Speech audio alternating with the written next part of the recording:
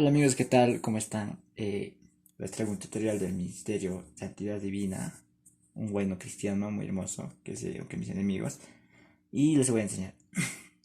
Hago una demostración y luego les explico paso a paso.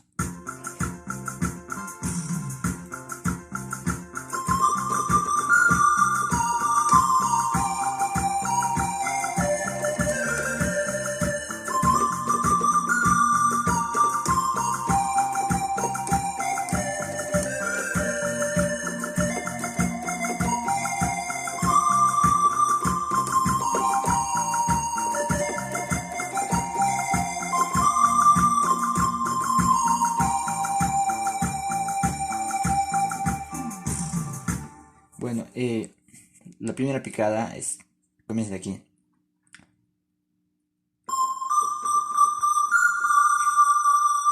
Ese ya. Luego venimos aquí. Fíjense bien. Luego,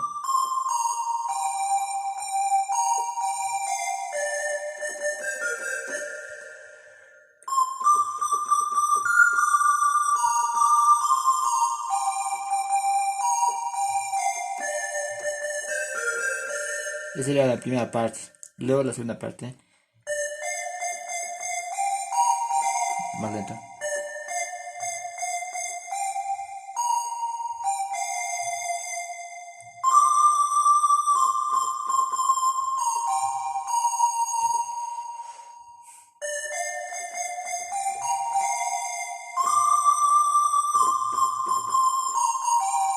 Terminamos aquí.